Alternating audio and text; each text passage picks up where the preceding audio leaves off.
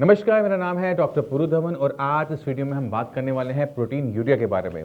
जानेंगे कि protein urea क्या होता है, क्यों होता है, किस वजह से होता है और इसे हमें कैसे ठीक करना है। तो शुरुआत करते हैं सबसे पहले समझने से कि एक नॉर्मल इंसान के यूरिन में प्रोटीन होता है या नहीं होता है। तो इसका आंसर है नहीं होता है। जब हमारी बॉडी के साथ कुछ गलत होगा, खासकर हमारी किडनी के साथ, हमारे ब्लैडर के साथ, तब किसी कारण से प्रोटीन आ सकता है। अब ये जो प्रोटीन आ रहा है यूरिन में, इससे यूरिन के अंदर कुछ बदलाव भी होते हैं, कुछ फिजिकल और केमिकल बदलाव हो जाते हैं। जो यूरिन हमारा है वो थोड़ा सा गदला हो जाता है, ट्रांसपेरेंट से आपके देखिए क्लाउडी सा। ये पहला लक्षण होता है जिसे देख के कोई भी इंसान ये आइडिया लगा सकता है कि यूरिन में प्रोटीन आ रहा है या नहीं आ रहा। दूसरा लक्षण हमें क्या देखने को मिलता है कि जब हम यूरिन करते हैं तो यूरिन के पॉड में ना बहुत सारी झाग बन जाती है। ऐसा लगता है सर्फ का पानी वहाँ पर हमने निकाला है या फिर सर्फ का पानी वहाँ पे ऑलरेडी पड़ा था, जिससे वहाँ पे बहुत सारी झाग बनने लग गई। तो ये एक ऐसे लक्षण होते हैं जिससे किसी को देख के ये पता लगता है कि यूरिन के साथ कुछ ना कुछ गलत है। अब यूरिन के साथ गलत है तो यूरिन को बनाने वाले के साथ भी कुछ गलत हो सकता है ना, क्योंकि यूरिन तो किडनी में बन रहा है, फिर वो ब्लैडर में आके स्टोर होता है, फिर वो बाहर जाता है।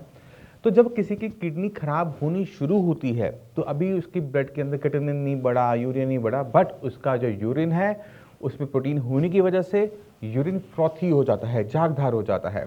और ये लक्षण पे अगर कोई बीमारी अपनी पकड़ लेता है तो उस बीमारी को पकड़ के जल्दी ठीक करना बहुत आसान हो जाता है। बट 90% पेशेंट इस लक्षण को पहचान नहीं पाते क्योंकि यूरिन पे कोई भी इतना ध्यान नहीं देता। तो मैं चाहता हूं कि आज आप इस वीडियो के बाद एक बार अपना यूरिन का खुद ब खुद एनालिसिस कर लेना, देख लेना कि उसमें प्रोटीन आ रहा है या फिर नहीं आ रहा। इसको टेस्ट करने के तरीके लैब में भी है कि आप अपना यूरिन का सैंपल लो, लैब में जाओ, वहाँ पर टेस्ट करवाओ कि प्रोटीन है या नहीं है। तो अगर आपको कोई भी डाउट हो तो आपने लैब से वेरीफाई ज़रूर करवाना है कि आपके जो टेंशन है वो दूर हो जाए। अब हम चलते हैं कि ये आता क्यों है। तो आने की मैंने आपको बताया ना, कई जगह है, स्पॉट्स हैं जहाँ से वो आ सकता है। मेनली वो किडनी की वजह से आता है।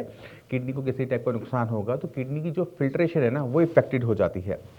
अब ये जो प्रोटीन है ना ये हमारे ब्लड में ना सर्कुलेट होता रहता है पूरी बॉडी में, ठीक है। अब आप अपनी जो किडनी है ना उसे छन्नी की तरह मानो। तो ये आपकी छन्नी है, गाढ़ा सा प्रोटीन आता है और ये ऐसे चला जाता है नॉर्मल इंसान के अंदर।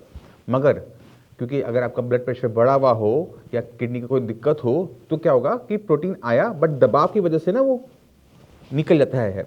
आपकी किडनी के आपके जो नेफ्रॉन्स हैं उनमें वो पास आउट होना शुरू हो जाता है, जो कि आपके यूरिन में जाकर यूरिन को गदला कर देता है, झाग ज़्यादा बनाना शुरू कर देता है। अब ये जो यूरिन में प्रोटीन है ना ये सिर्फ और सिर्फ किडनी की दिक्कतों की वजह से नहीं आता। मान लो कि अगर आपको बहुत तेज हाई ग्रेड फीवर है तो भी आपके यूरिन में प्रोटीन आएगा। अगर आपका बीपी हाई है तो भी हो सकता है कि आपके यूरिन में प्रोटीन आए। अगर आपने बहुत ज़्यादा हैवी एक्सरसाइज की है, बहुत ज़्यादा वेट उठाया है, तो भी आपके यूरिन के अंदर प्रोटीन देखने को मिल सकता है। इन तीनों कारण में जब भी प्रोटीन आता है तो ऐसे प्रोटीन को हम ट्रांजिट प्रोटीन यूरिया कहते हैं। ट्रांजिट मतलब आया और गया, और प्रोटीन यूरिया आप समझ गए होंगे कि प्रोटीन का यूरिन में प्रेजेंट होना।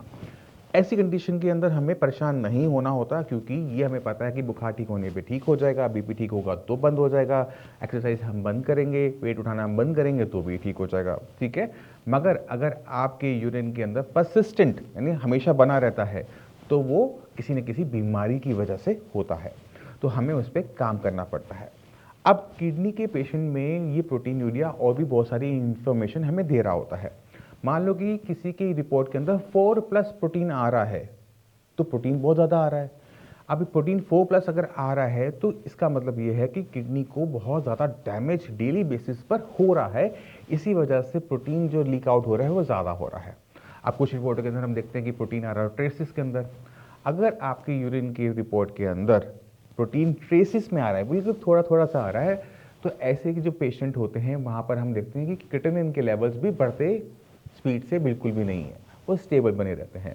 मान लो कि 3.5 है तो 3.5 रहेगा, कई कई सालों तक वो 3.5 रहेगा, वो उसको ना बढ़ेगा ना वो घटेगा। प्रोटीन की मात्रा हमें ये बताती है कि किस लेवल का नुकसान किडनी के साथ हो रहा है।